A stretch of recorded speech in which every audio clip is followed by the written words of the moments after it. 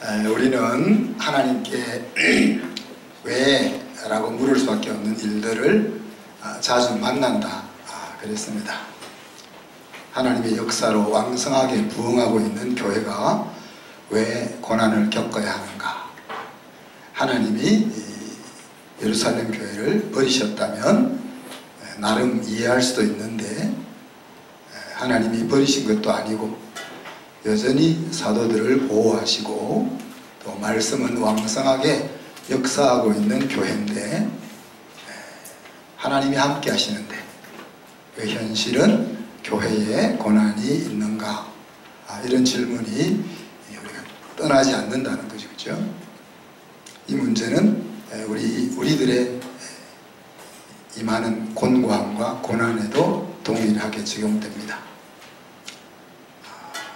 성경은 오히려 부당하게 고난을 받아도 하나님을 생각하며 슬픔을 참으면 아름답다. 선을 행함으로 고난받는 것이 하나님의 뜻일진데 악을 행함으로 고난받는 것보다 나으니라 그랬습니다. 그러니 성도들은 내가 잘못해서가 아니라 잘못하지 않았는데도 고난받을 수 있다. 심지어 그것을 감사하게 생각해야 된다. 그렇게 말하고 있습니다. 시편 기자는 고난당하기 전에는 그릇 행하였다가 고난당한 후에 주의 말씀을 지킬 수 있었다. 그렇게도 고백하고, 또 고난당한 것이 내게 정말 유익되었다. 고난으로 말미암아 하나님의 율례를 배우게 되었다. 그렇게도 고백합니다. 심지어 의인은 고난이 많으나, 하나님을 믿는 사람은 믿지 않는 사람보다 고난이 많다. 그렇지만 하나님이 그 고난 가운데서 버리는 것이 아니고 건져 주신다. 이렇게 이야기했죠. 그죠? 그래서 우리가 전도서 기자의 말을 빌려서 하나님이 우리에게 형통한 즐겁고 기쁜 날들을 주면 그 기쁜 날들을 즐기고, 또 곤고한 날이 우리에게 임하면 우리를 돌아보면서 기도하는, 그것이 이제 우리가 할 일이다. 하나님이 어떻게 살면 고난이 없고 어떻게 살면 고난이 있고 이런 것을 헤아리지 못하게 하셨다. 그래서 특히 요즘 장사하시는 분들은 그것도 느끼죠. 그죠? 우리 마음대로 되는 것이 아니다. 우리는 하나님 앞에서 단지 인생이고 하나님이 우리의 왕이고 우리의 아버지고, 그래서 그 관계를 놓지 않고 마음을 다지면서 왜? 라고 물으면서 살아가는 것이 우리의 신앙이다 하는 것들을 생각해 보았습니다. 한 주 동안 답답하셨죠? 답이 없으니까. 네, 답이 없는 가운데 또 평안함이 있습니다. 내가 어쩔 수 없는 것이니까 손을 내려놓게 되고, 손을 내려놓는 것하고 포기하는 것하고 또 다른 그런 것들을 여러분이 경험할 수가 있을 겁니다. 자, 오늘 우리가 잘 알고 있는 하나님의 선교에 대해서 한번 나누어 봅시다. 어떻게 보면 교회가 존재하는 중요한 이유 중에 하나라고 할 수 있고, 또 우리가 이 땅에 살고 있는 중요한 이유 중에 하나다, 그렇게 볼 수도 있습니다. 오늘 사도행전 13장은 수리아 안디옥 교회, 부흥하고 있는 그 교회를 섬기는 선지자들과 교사들을 먼저 소개합니다. 바나바, 니게르라는 시몬, 구레네 사람 루기오, 분봉왕 헤롯의 젖동생 마나엔, 그리고 사울. 이들은 교회의 지도자로서 항상 하나님의 교회가 그 역할을 바르게 수행하고 있는지 거기에 관심을 가지고 있었고, 그렇게 되게 하기 위해서 애쓰고 힘써 왔습니다. 그러던 중 바나바와 바울이 예루살렘 교회가 어려워져 있다는 소식을 듣고 헌금을 거두어서 도와주고 돌아온 그 시점이죠. 그죠? 그때 마가 요한, 어린 마가 요한도 함께 데리고 갔다 왔다 그랬습니다. 그렇게 돌아온 이 교회 지도자들이 주를 섬겨 금식했다 그런 표현을 하고 있죠. 그죠?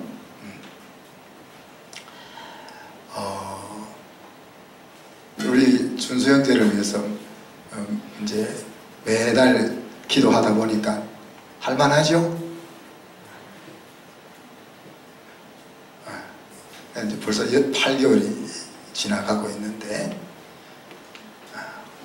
하루 또 띄어서 뭐 3일 이렇게 할만하죠. 그렇지만 하루 금식은 우리 힘으로 할 수 있다고 여겨집니다. 그죠? 배고플 뿐이지 할 수 있다고 여겨집니다. 그러나 금식 기도라는 것은 생명을 끊고 하나님 앞에 나아간다 하는 의미를 가지고 있는 거죠. 그래서 모세가 40일을 기도한 것이나 우리가 하루를 생존을 위한 음식 공급을 중단하고 기도하는 것이나 그 태도와 자세는 동일하다는 얘기예요. 지금 내 앞에 직면하고 있는 이 문제가 내 목숨을 걸 만큼 중요하다 하는 것이 금식인 거죠. 그죠? 그래서 이 안디옥 교회 지도자들이 주를 섬기면서 금식할 때는 이 교회의 중요한 이슈를 가지고 좀 하나님 앞에 나아가고 있다라고 보아야 되는 거죠. 그죠?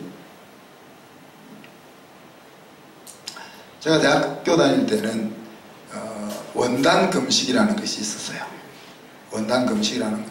보통 우리는 이제 연말이 되면 3, 2, 1, 와! 그러면서 이제 즐겁게 지내잖아요. 그런데 이제 믿는 대학생들이 모여서 금식하면서 한 해를 마무리하고 새해를 맞이하는 거죠. 그래서 보통 우리가 3일 정도를 모여서 금식합니다. 그래서 한 해를 돌아보고 내년을 어떻게 살 것인지 하는 것을 금식하며 보내는 거죠. 제가 대학부 회장을 맡았을 때가 예수 믿은 지 2년째 되는 때, 지금 수영로 교회가 제 모교회인데 수영로 교회가 개척될 때 제가 신앙생활을 시작했습니다. 그러니 이제 제가 교회 간 청년들이 대학생들이 한 7명 있으니까 2년 된 제가 대학부 회장을 하는 거죠. 근데 예수 믿은 지 2년이니까 뭐 기도를 잘 할 줄 알겠어요. 사역을 어떻게 하는지 알겠어요. 뭘 아는 것이 잘 없잖아요. 그래서 이제 원단 금식에 그때 가서는 이제 저는 그때 5일을 금식하면서 기도했습니다. 그러니까 그래도 회장이 됐으니까 회원들보다는 더 많이 해야 되는 거지 않을까. 그래서 5일을 기도했는데 그렇게 금식한 이유는 아무것도 모르니까 어떻게 이 청년부를 이 대학부를 이끌고 갈 수 있을까. 그렇게 이제 기도한 거죠. 그래서 그 해에 다음 후배들한테 대학부를 물려줄 때 61명으로 물려줬습니다. 7명으로 시작된 대학부가 그 뒤는 또 그렇게 그런 일이 잘 안 일어나더라고요. 그러니 이 지금 교회 사역자들이 하나님을 예배하면서 금식하고 있다는 것은 이 교회가 지금 부흥하고 있지만은 하나님의 은혜 가운데 있지만은 이 교회가 가야 될 방향을 제대로 가고 있는지 혹은 앞으로 이 교회가 어떤 방향으로 나아가야 될지를 그 이슈를 가지고 하나님을 예배하면서 금식하고 있는 것입니다. 그런데 그 자리에서 성령께서 바나바와 사울을 따로 세우라 그렇게 명령하시죠. 바나바와 사울은 본래 안디옥 교회 사람이 아니잖아요. 예루살렘 다소에 있던 사람들입니다. 물론 이제 고향은 구브로고 다소고 그런데 예루살렘 교회를 중심으로 해서 활동하던 지도자들인데 안디옥에 이방인들이 예수 믿는 일들이 일어나고 그래서 예루살렘 교회가 파송해서 교회를 새롭게 하고 있는 사람들이 바나바와 사울이잖아요. 그래서 이 안디옥 교회의 공동 담임 목사와 같은 이 두 사람을 선교사로 보내라 이렇게 성령께서 말씀하신 것이죠. 자, 여러분, 성령께서 따로 세우라 이렇게 이야기하면 헷갈릴 때가 많죠. 집사님이 나와가지고 하나님이 말씀하셨다 그러는데 왜 나한테는 하나님이 말씀 안 하시는가? 인류 역사가 우리가 한 10,000년이라고 생각할 때 문명은 엄청 발달했죠. 그죠? 우리가 어릴 때 공상과학 만화에 나오던 그런 일들이 90% 이상 현실로 와 있는, 심지어 우리나라에서 서울대에서 그거를 발견했다더라고요.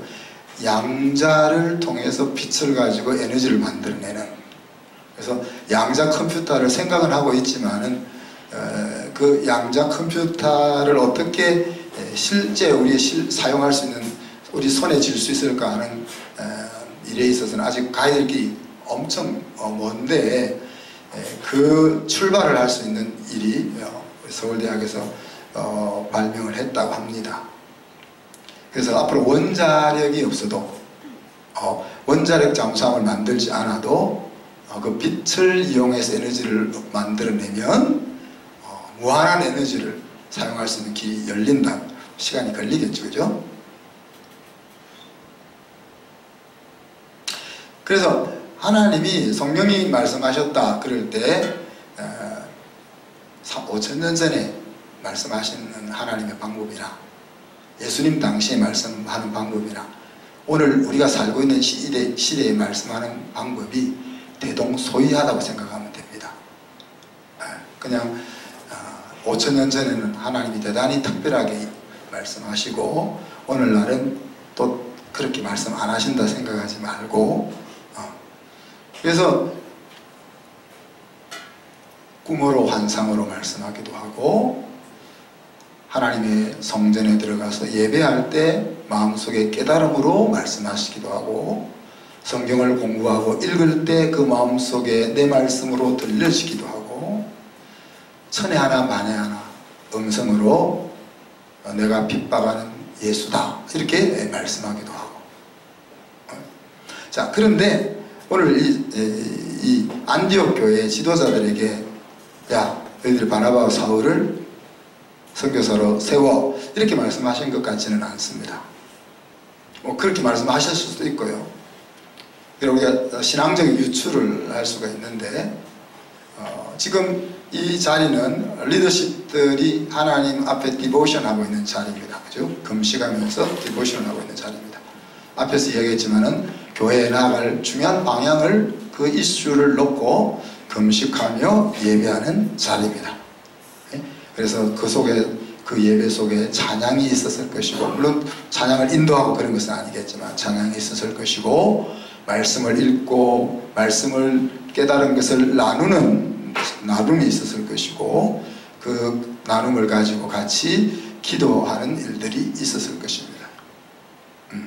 그렇게 하나님 앞에 금식하며 예배하는 가운데 그들의 마음속에 땅끝을 떠오르게 하는 것이군요. 땅끝이 떠오르게 되고 그 일을 우리가 수행해야 되는구나 하는 것을 인식하게 되고, 또 안디옥으로부터 바울과 사울이 파송을 받아 와서 안디옥 교회가 지금 하나님의 귀한 열매를 맺고 있는 모습, 그렇지만 그렇게 열매 맺는 가운데 교회가 겪었던 고난들도 생각을 하게 되고 그 일을 가장 잘 감당했던 바나바와 사울에게로 이렇게 딱 이렇게 서로의 마음의 눈이 모아졌지 않았겠냐.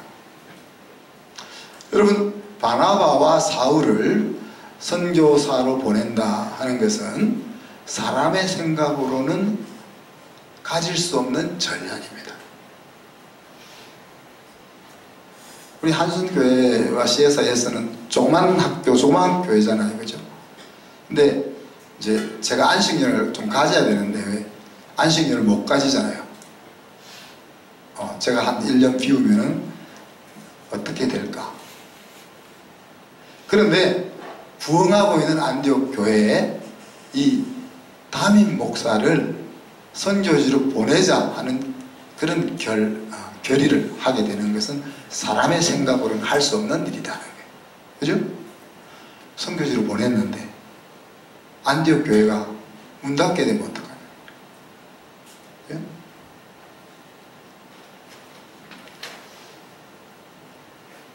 자, 그래서 바나바와 사울을 선교사로 보내야 되겠다 하는 것에 의견이 모아졌는데, 이 생각이 정말 성령께로부터 온 건지 아니면 우리가 절벽으로 바나바와 사울을 떠밀려고 하는 것인지 우리는 가기 싫고, 그걸 확인하기 위해서 또 뭘 합니까? 또 금식하고 또 기도하고 또 안수해서 보냈다, 그렇게 얘기하죠. 앞에서 말한 것처럼 금식한다는 것은 목숨을 걸어야 할 일이다 하는 겁니다. 그죠? 교회가 바나바와 사울을 선교사로 보내는 것은 안디옥 교회의 존폐를 다툴 수 있는 그런 내용이라는 겁니다. 마치 우리가 개인의 기도 제목을 갖고 금식하러 나아가는 것처럼 이 두 담임 목사를 선교지로 보내고 나면 우리 교회가 과연 생존할 수 있을 것인지, 계속 부흥할 것인지 하는 존폐의 문제가 걸려 있는 것이기 때문에 금식한다는 이야기입니다. 또 기도하는 이유는 이 일은 우리가 손과 발이 되어 할 일이지만 결국은 하나님이 하셔야 될 일이기 때문에 기도하는 거죠. 그리고 바나바와 사울은 이미 목회자잖아요. 안수를 줄 이유가 없습니다. 그렇지만 이 바울과 바나바는 바로 교회가 파송하는, 교회가 이 일을 하는 것이다 하는 것을 우리에게 말하고 있는 거죠.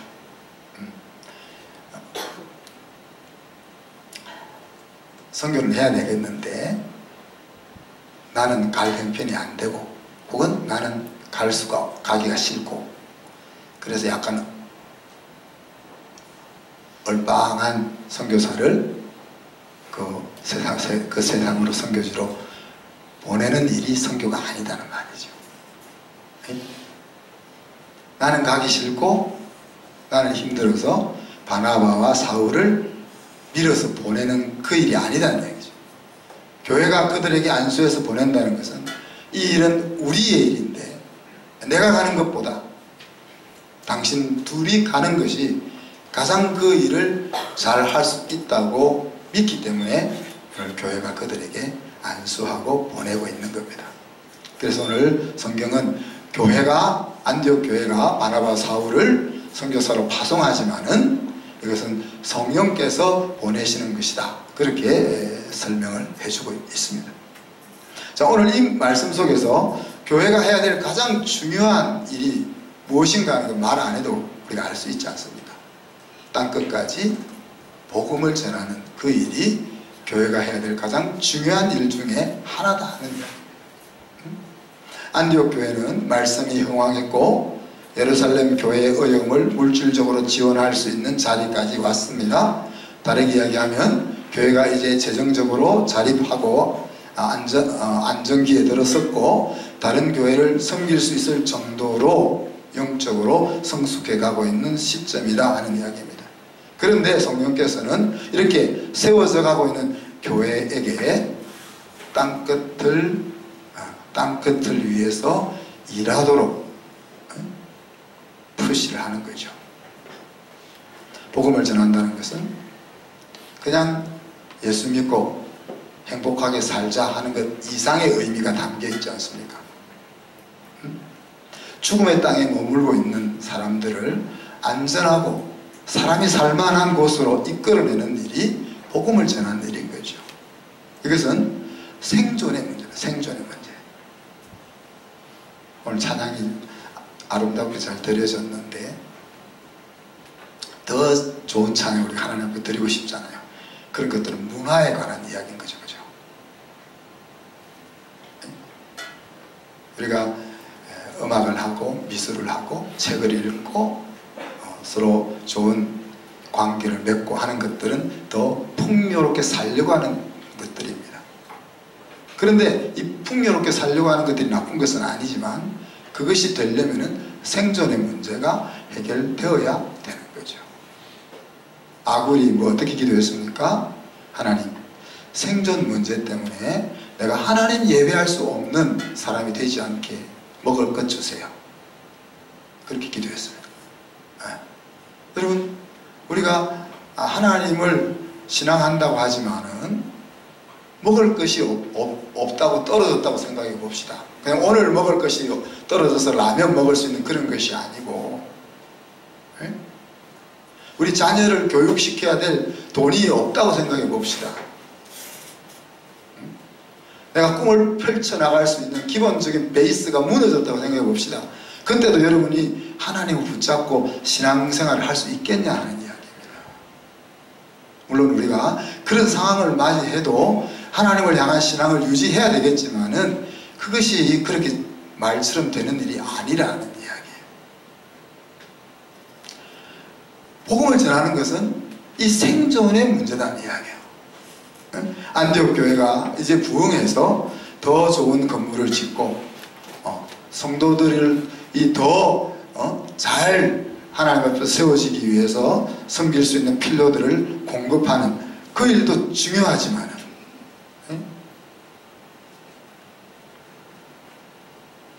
무게중심은 언제나 생존을 무시하면 안 된다는 이야기죠. 문화를 우리가 생각하고 누리려고 했어야 되지만은 무게중심은 생존에 있어야 된다. 여러분 집에 강아지 키우는 사람들 많죠? 강아지 키우는 걸 제가 야단치는 거 아닙니다. 저도 개 키우는 걸 좋아하는데 집 방 안에서 키우는 거 말고는 땅에서 키우는 거 좋아하는데, 강아지 키우다가 우리가 저기 휴가 갈 때는 어떻게 돼? 개 호텔에 맡기고 가야 되잖아요. 그래서 강아지 키우는 건 좋은데 강아지 키우는데 들어가는 돈 이상으로 힘들고 애쓰는 사람들을 지원하는 것이 있어야 강아지 키우는 것이 하나님 앞에서 용인될 수 있다. 저는 그렇게 봅니다. 반려동물이라고 중요하지만 사람이 먹을 것이 없어서 내 옆집에 이웃이 먹을 것이 없어 죽어가고 있는데 반려동물을 내가 사랑해야 된다 하는 말은 어느 도단이다 하는 이야기죠. 그래서 우리가 문화를 누려야 되죠. 하나님이 풍복을 누리라고 했으니까 누려야 되는데 문화를 누리는 만큼 생존과 관계되어 있는 그 일에 우리가 물질과 마음을 쏟아야 그것이 하나님의 사람의 모습이다 하는 이야기입니다. 자, 이제 구부로에서 이제 선교가 시작되는데 오늘 설교의 제목을 제가 그것을 전쟁이다 그렇게 표현을 했습니다. 어떻게 보면 총독 서기오 바울이라는 총독을 구부로 총독을 두고 무당과 바울 사이에 전쟁이 일어나는 장면이 오늘 소개되고 있는 거죠. 수리아 안디옥에서 이제 그 서쪽으로 지중해 항구로 이제 이 바나바와 바울 일행이 떠납니다. 실루기아 항구에 도착해서 배를 타고 구브로섬 바로 옆에 있는 구브로섬 동쪽 끝에가 이제 살람미라는 곳입니다. 그러니까 살람미라는 항구에 도착하죠. 배를 타고 이 살람미는 산업의 중심지였습니다. 이 구브로섬에. 자, 거기서 구브로섬을 가운데로 쭉 복음을 전하면서 가로질러 가지고 서쪽 끝, 서쪽 끝이 이제 바보라는 항구 도시입니다. 이 바보라는 항구 도시는 정치적인 수도인 것이죠. 그러니 이 바보 도시에 총독이 거주하고 있는 겁니다. 자, 이 구브로 섬이 이제 1차 선교 여행의 출발점이 되는 거죠. 그죠? 구브로 섬은 바나바의 고향이기도 하고, 또 지금 살람미에서 또 바하보를 거쳐 계속 도시를 중심으로 해서 선교가 이루어지고 있습니다.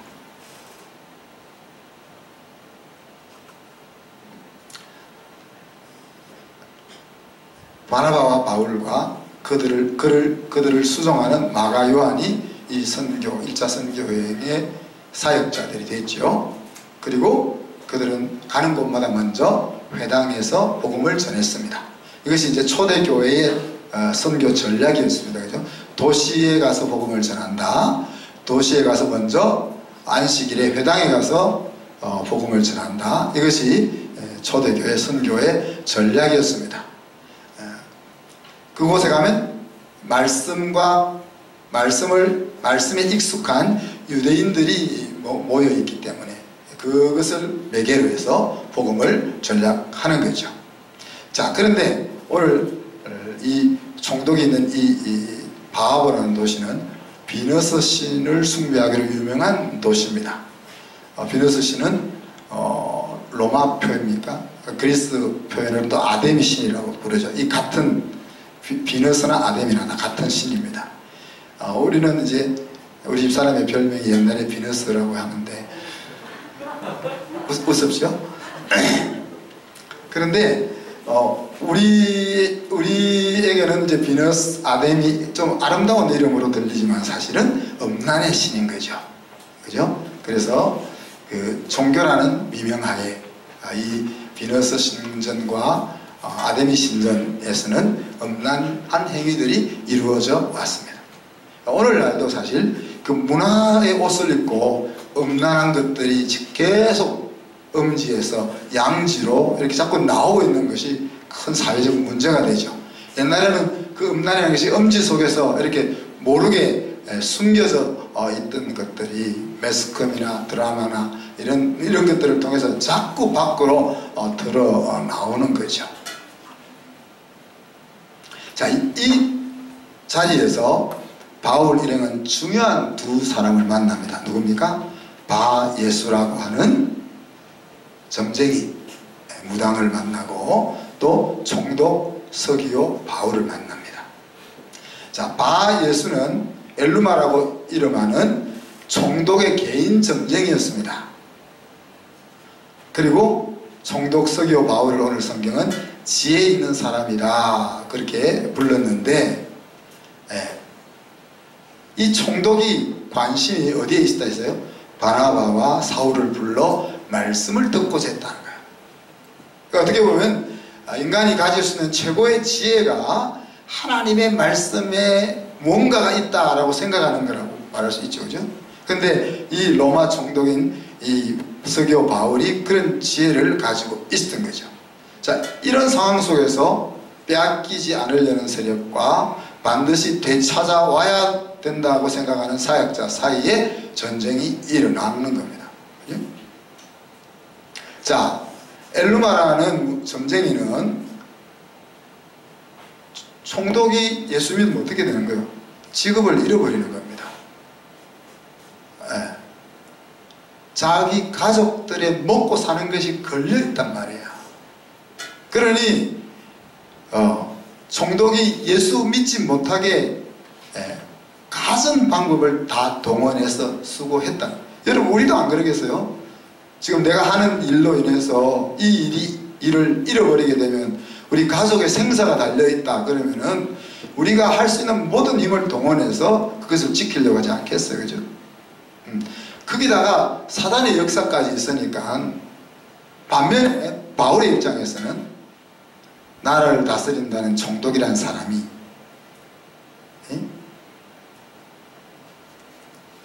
자기 나라를 다스리는 그 일을 지혜롭게 헤쳐 못 나가고 점쟁이를 옆에 두고 그로부터 이런저런 참고 조언을 들으면서 나라를 다스리고 있으니, 총독 한 사람이 구원 얻는 것은 바울의 입장에서는 그 영혼 한 영혼이 문제가 아니라 구보로 지역의 주민들의 평안이 걸려있는 문제다 하는 이야기입니다.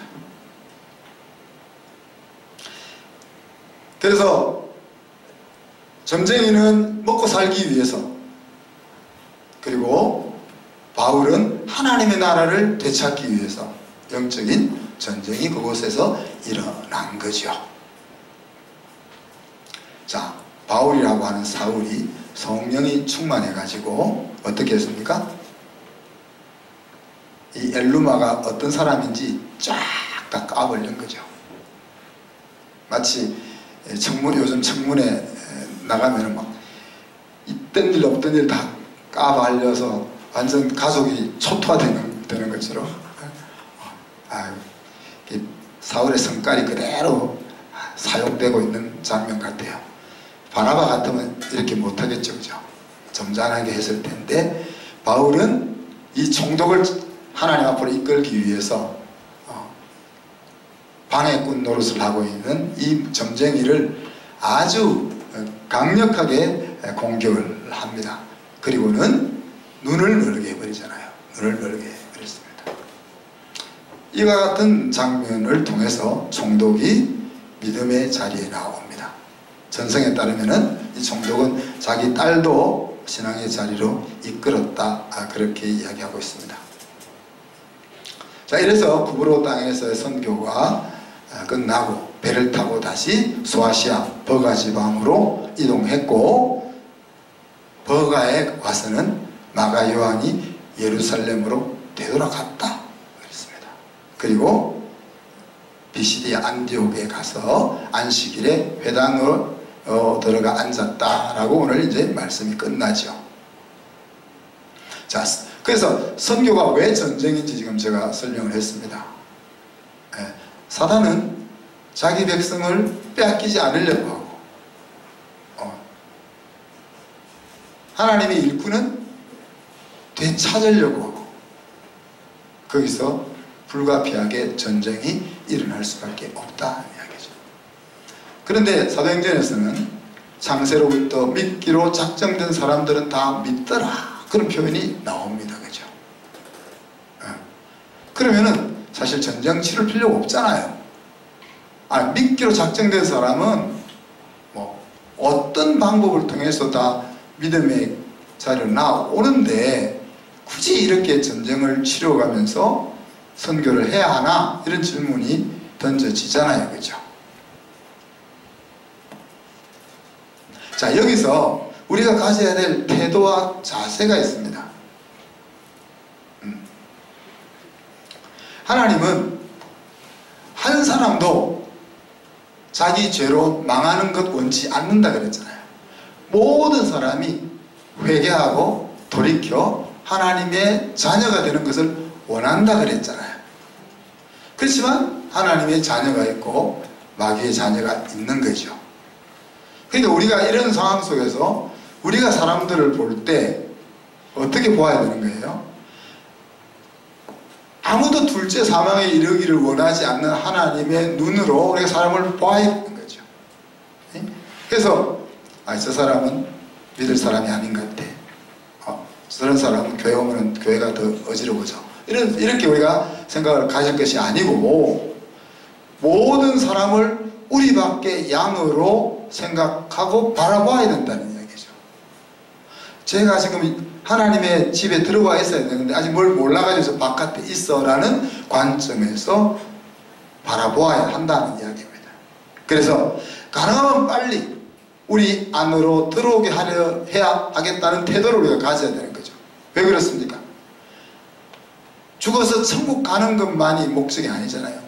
하나님과 함께 동행하며 사는 것이 영생이라 그랬는데, 하나님과 함께 사는 것이 진짜 인생인데, 하나님 밖에서, 우리 밖에서 살아가는 그 불쌍한 영혼을 생각할 때 빨리 우리 안으로 들어오게 해야 되겠다 하는 이런 태도를 우리가 가져야 한다는 이야기죠. 그래서 이제 우리가 전쟁을 치러야만 하는 겁니다. 패배한 사탄이 그냥 항복하면 좋은데, 이미 하나님에게 패배했음에도 불구하고 믿는 자라도 미혹할 수만 있다면 미혹하려고 하고 있기 때문에 우리가 전쟁을 치러야 되는 거죠. 또 우리가 이 선교라는 전쟁에 참여함으로써 내가 정말 하나님의 사람이다 하는 것을 보이게 되는 거죠. 내가 하나님의 사람이 아니라면 복음의 전선에 뛰어들 이유가 없고 뛰어들지 않을 것이니까. 뿐만 아니라 이 선교라는 전쟁에 참여함으로써 하나님의 은혜가 얼마나 놀라운지를 경험하고 은혜 안에 살아가게 되는 겁니다. 여러분, 한 영혼이 하나님 앞에 나와서 구원의 확신을 가지고 삶의 이유와 가치를 찾고 하나님이 기뻐하는 길을 걸어가기까지 얼마나 많은 수고와 시간들이 들어갑니까? 그죠? 그래서 이 영적인 전쟁을 참여함으로써 내가 이 자리에 있다는 것이 얼마나 놀라운 은혜인지를 피부로 느낄 수 있는 거죠. 뿐만 아니라 전쟁에 참여함으로써 헛된 것에 우리의 마음을 빼앗기고 인생을 허비하지 않게 되는 겁니다.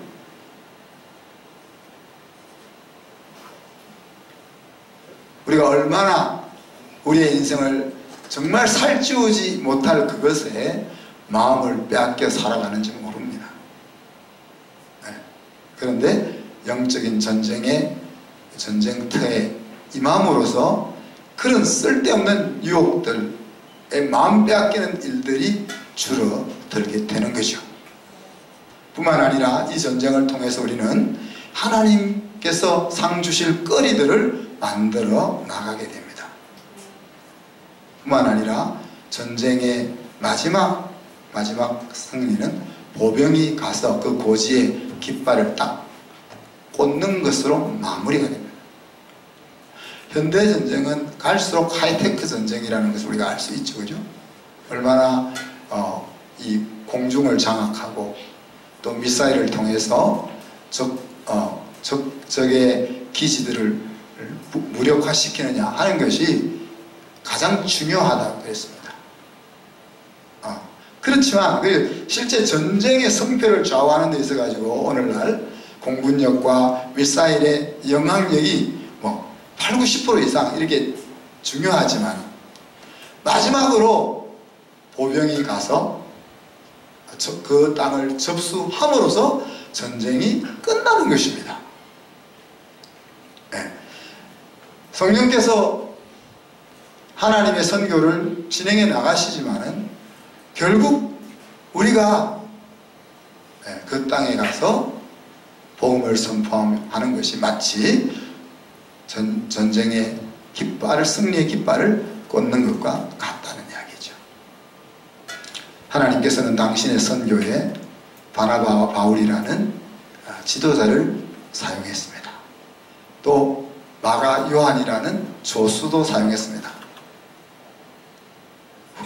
후일을 위해서. 그리고 베이스 캠프로서 안디옥 교회를 사용했습니다. 하나님의 선교는 은혜 입어 성장한 교회인 안디옥 교회가 시행했고 훌륭한 일꾼인 바나바와 사울이 협력함으로 이루어졌습니다. 그러나 그 하나님의 선교의 주체는 성령 하나님이셨습니다. 그래서 우리가 정말 하나님의 교회라고 불리기를 원한다면 우리는 이 하나님의 선교에 어떤 모양으로든지 동참해야 되는 거죠. 그것을 우리가 이제 교회 관점에서는 생명사역이라고 부른다 했습니다. 사람을 살리고 키우는 그 일에 우리 모든 성도가 어떤 모양으로든지 엮여 있어야 한다 하는 이야기죠. 오늘 이 1차 선교 여행을 통해서 몇 가지 변화되는 것이 있습니다. 첫째는 사울이라는 이름이 앞으로는 바울이라는 이름으로 불리우게 됩니다. 유대인들은 주로 히브리식 이름과 로마 그 헬라식 이름을 가지는 경우가 많습니다. 그래서 사울이라는 이름은 동족을 향해서 복음을 전할 때 주로 쓰였다면, 바울이라는 이름은 이제 이방 선교를 위해서 사용되는 이름으로 불리워지게 되는 겁니다. 그래서 바울이라는 이름을 사용함으로써 이제 자신의 사명을 받아들이고 돌이킬 수 없는 길로 들어서는 거죠. 2차 선교여행, 3차 선교여행, 그 다음에 로마로 가는 이 모든 일이 엮여지게 되는 겁니다. 두 번째는 리더십의 이동이 일어납니다. 지금까지는 바나바와 바울, 이렇게 바나바가 리더십에 앞장서 나오지만 앞으로는 바울과 바나바로 이제 변화가 되게 됩니다. 어떻게 보면 바나바의 모습이 더 빛나는 모습이라고 저는 여겨집니다. 2인자로 갈 수 있는 마음. 많은 경우에 우리 사역자들이 1인자이기만을 원합니다. 그런데 중요한 것은 내가 스포트 할 때에도 내 일처럼 일할 수 있느냐 하는 것이 중요하다는 이야기죠. 네. 어떤 사람은 내가 총대를 맬 때는 내 일처럼 열심히 잘하는데, 내가 다른 사람을 지원해야 되는 위치에서는 처삼촌 벌초하듯이 할 때가 많은 거죠. 최명희 기자님 처삼촌 벌초 해보셨는가요?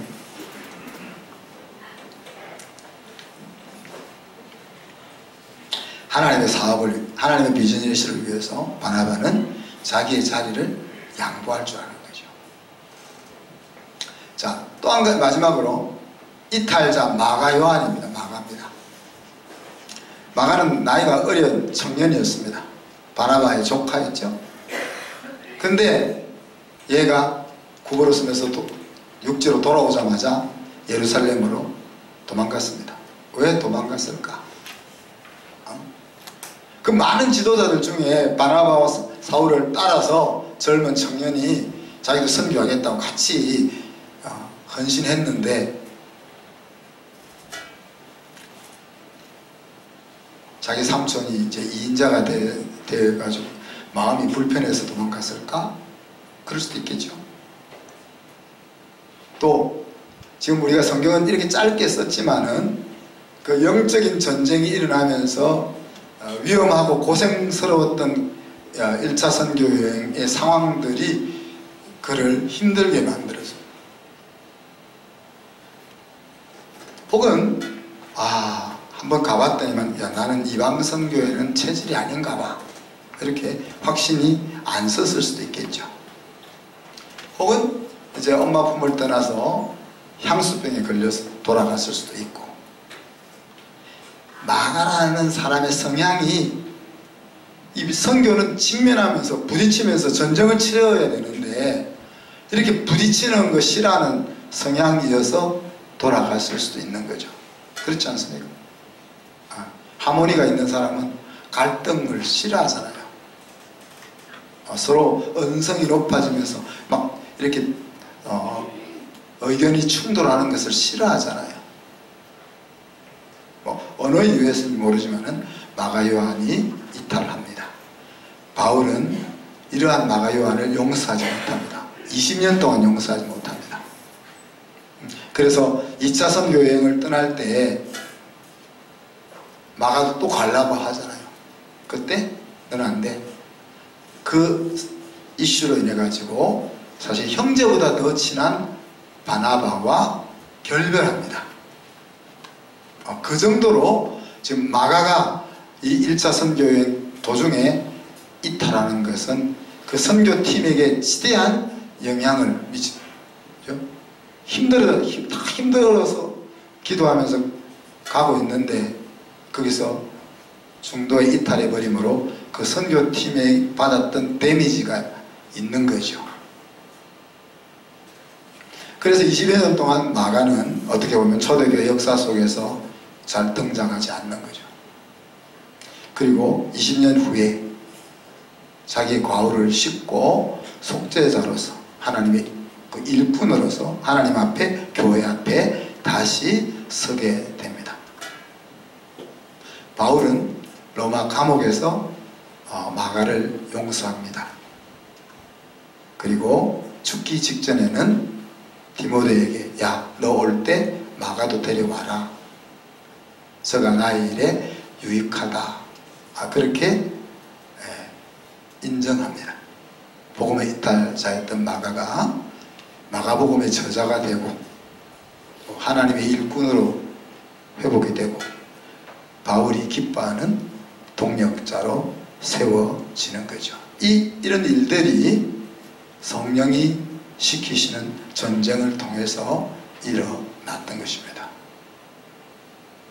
사랑하는 성도 여러분, 생명을 살리고 생명을 키우는 일은 교회가 해야 될 가장 중요한 사명입니다. 그리고 우리 개인이 잊지 않아야 될 중요한 사명이기도 한 거죠. 그래서 우리가 기도할 것은 어떤 모양으로든지 하나님의 선교에 동참하게 해달라고 기도해야 하는 것입니다. 내가 할 수 있는 일이 무엇인지 입을 열어 한마디 기도하는 것입니다. 만나는 사람에게 복음을 전하는 것으로, 선교사를 물질로 후원하는 것으로, 선교사 자녀들을 격려하는 것으로 다양한 생각을 가지고 어떤 모양으로든지 선교에 엮여 있어야 한다. 그것이 오늘 1차 선교 여행을 떠나는 바나바와 바울을 통해서 우리에게 주시는 교훈인 줄로 믿습니다. 이제 우리 합심해서 한 1, 2분 동안 기도합시다. 하나님, 내가 이 세상 살아가는 동안 하나님의 선교에 어떤 모양으로든지 엮이게 하여 주옵소서. 합심해서 한번 기도하겠습니다.